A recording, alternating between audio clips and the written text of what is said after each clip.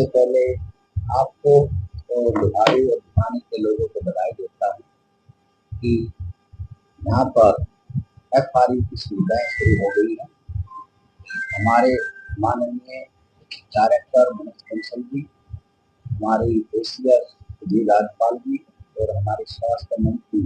आरती सिंह राव के दिशा निर्देश में ये निर्णय लिया गया है कि जहाँ पर CHC और SDH की सेवा दी जा रही है वहाँ पर मैटरनल हेल्थ चाइल्ड की सर्विस को अपग्रेड किया जाए। जहाँ पर डेजिग्नेटेड FRU नहीं है उस एरिया को डेजिग्नेट करते हुए वहाँ पर मैटरनल हेल्थ की और चाइल्ड हेल्थ की सर्विसेज शुरू की जाए। FRU का मतलब है फर्स्ट रेफरल यूनिट। इसमें हमारी जो मैटरनल की जो गर्भवती महिलाएं हैं उनकी सीजरिंग की जरूरत हो जाती है और प्राइवेट फैसिलिटीज में बहुत ही ज्यादा पेश करती है, तो उसको कम करने के लिए सरकारी संस्था में ही ये सुविधा उपलब्ध कर दी गई है ताकि लोगों की जेब से खर्चा कम से जीरो रहे। तो हमारे आदरणीय जो निदेशक हैं उन्होंने मुहिम की कि हम लोहारू में FRU एस्टेब्लिशमेंट करें। तो आज मैं डॉक्टर हमारे यहाँ के जो SMO हैं डॉक्टर गौरव है जो चार्जी में उसको बधाई देता हूँ और बाकी जो स्टाफ है जो यहाँ के डॉक्टर है, यहाँ का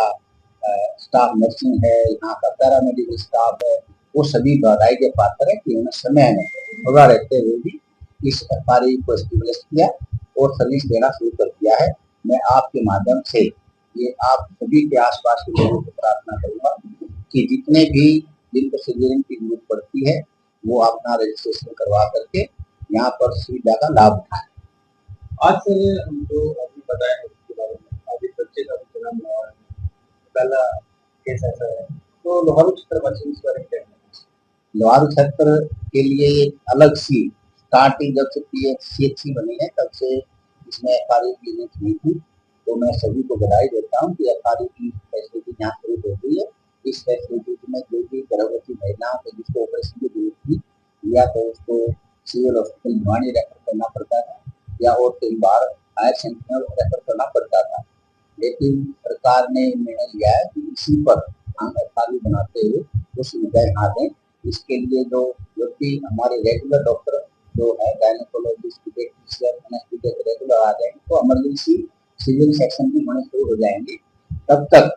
सरकार ने जो हायरिंग बेसिस पर ये ड्यूटी लगाई है कि पर केस हम प्राइवेट के जो डॉक्टर यहाँ है उनको पैसे देंगे लेकिन मरीज से कोई पैसा नहीं लेगा,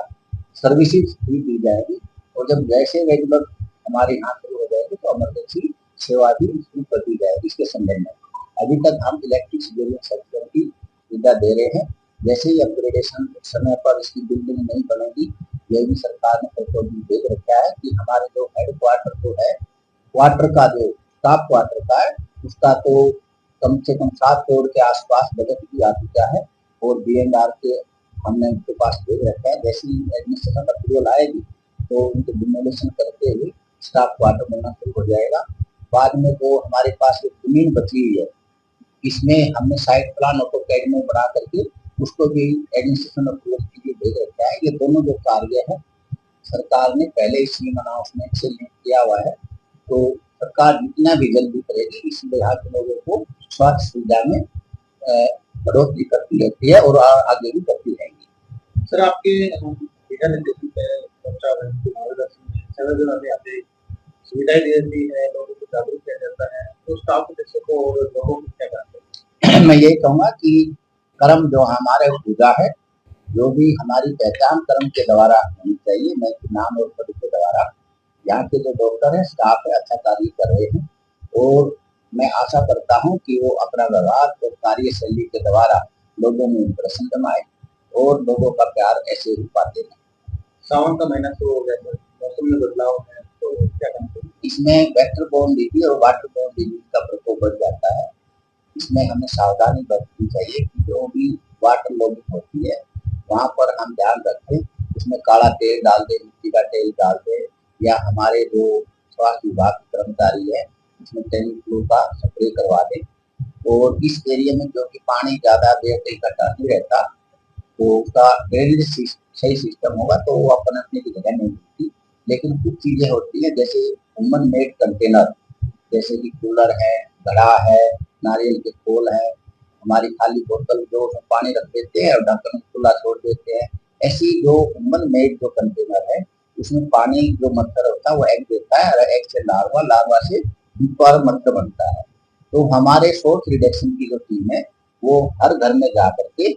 वो लोगों को सेंसिटाइज करती है और उनको बताती है कि ये लार्वा मिलते हैं तो इसको ऐसे खत्म किया जाता है।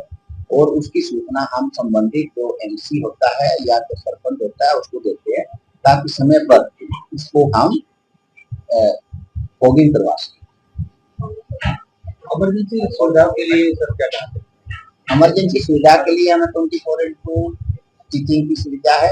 माइनर इंजरी हेल्पिंग सुविधा है, डीएबी की सुविधा है। और जैसे ही कुछ हमारे रेगुलर केसेस आएंगे तो उसकी इमरजेंसी में भी ऑपरेशन आदि की सुविधा हम देने के लिए समर्थ हो जाएंगे।